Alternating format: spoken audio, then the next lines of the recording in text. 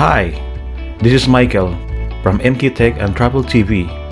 Thank you for tuning in to my channel. Please don't forget to subscribe, likes, comments, and share. Thank you.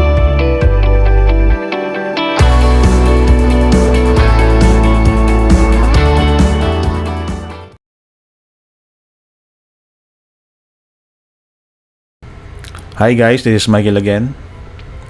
And today we will be discussing what are the things that we should do after installing Windows 10. So as we know guys, Windows 10 is the latest version of Microsoft's famous operating system that drives more than 60% of the market today. It is according to statistics. Windows 10 is highly intuitive, stable, safe, and with a series of features that provides an extremely satisfying user's experience.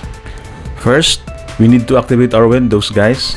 So depending on the way you obtain your version of Windows 10, if you want to activate your Windows 10 with a digital license, you simply sign in to Microsoft with your account and the OS will automatically activated. And the second one, if you have the product key, when you buy from Amazon, you just simply go to Update and Security, Activation, and change product key.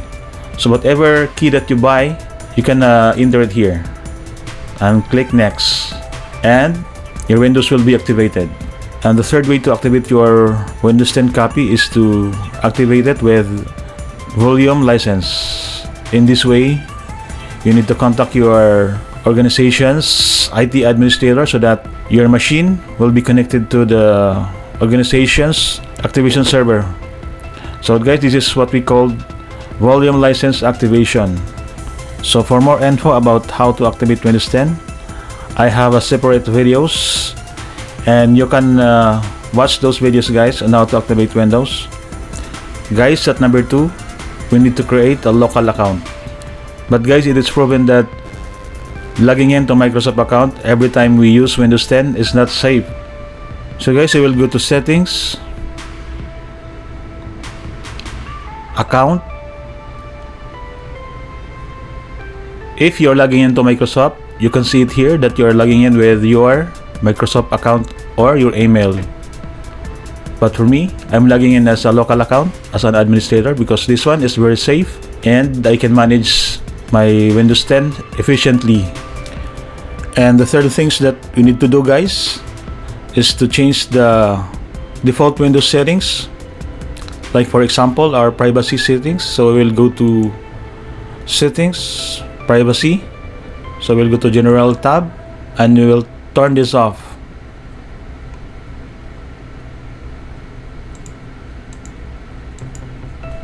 And for speech, turn off. Inking and typing, turn off. Diagnostic data and feedback, turn off. Feedback and frequency, we will choose never. Our location, I will turn this off.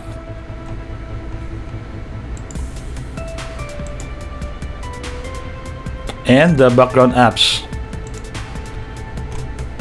we'll turn this off, all of this one. And changing your Windows default setting guys, I have a separate video and I hope you will watch it for more information. Okay, and the fourth things that we need to do guys is we need to update our Windows because every now and then Windows will release for latest patches and latest updates for our PC. So all we need to do is we will go to settings again and we will go to update and security.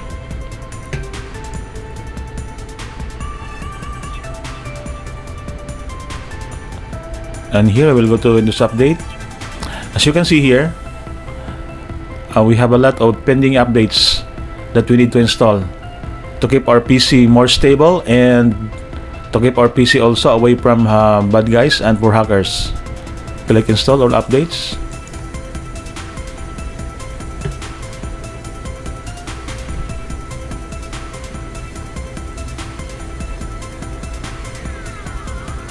And the fifth things that we need to do is we will install missing drivers and also we will update outdated drivers in our PC.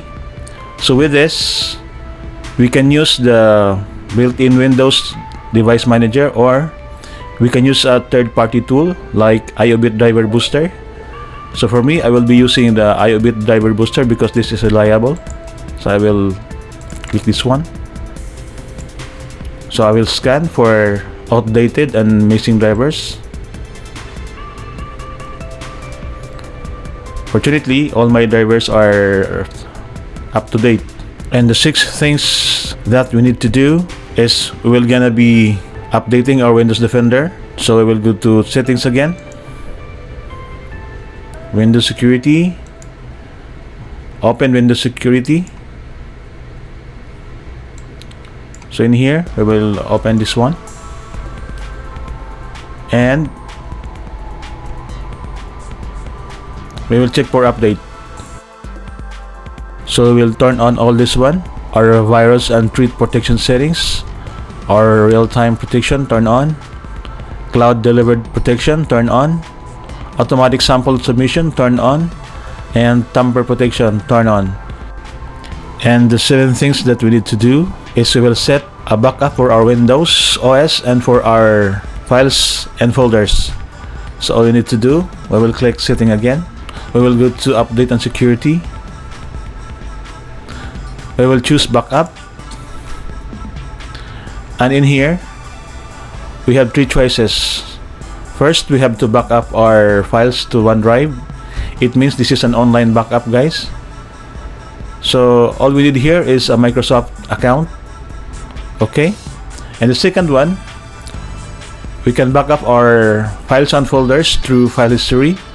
So we'll turn on this one.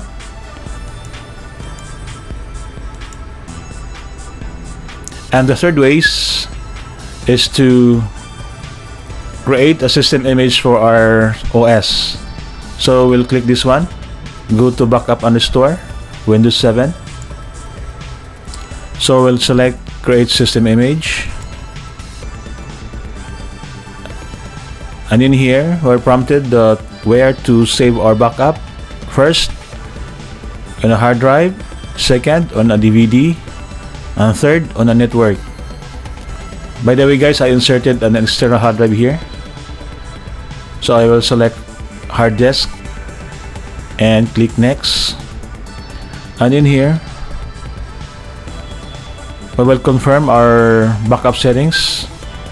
So here, backup location, our local disk, and the following item to backup here, our system reserve, our C drive, our Windows recovery.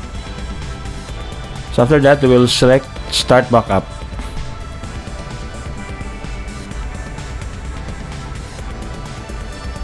And the 8 things that we need to do is to enable and configure our system restore. So all we need to do is we'll go to control panel, recovery, configure system restore. By default, system restore is turned off.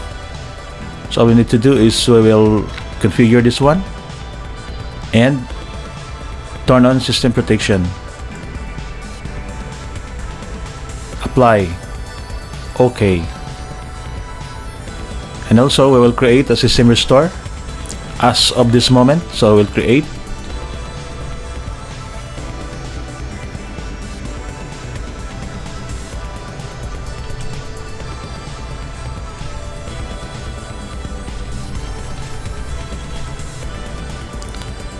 Create.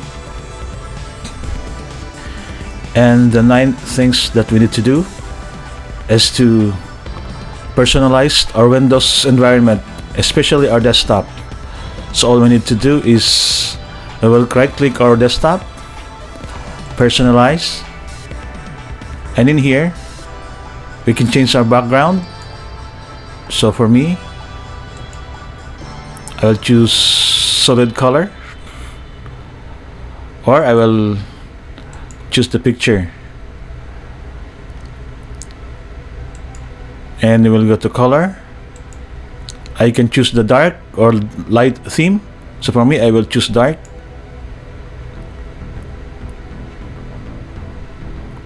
You can choose to change a lock screen, Windows Spotlight, or pictures. For me, I will choose Windows Spotlight. And we can choose also our theme. For me, I will stick up with default. We can choose our sound, our cursor, and the things that we need to do is we need to set up our optimal resolution. So what we're gonna do is we will right click our desktop, display settings. In here guys, by default, Windows will give us a 100% recommended for our scale and layout, and also our display resolution is 1366 by 768. So we will not change this guys. Okay, and lastly, at number 11, we will install some additional essential software.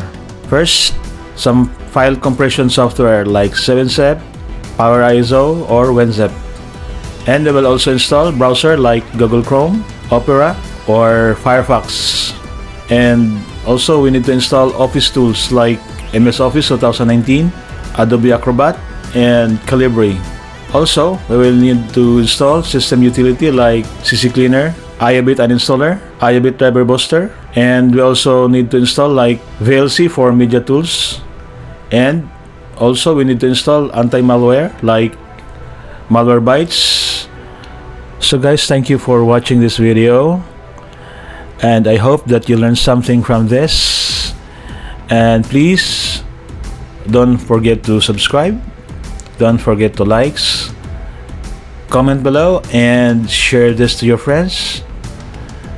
Thank you.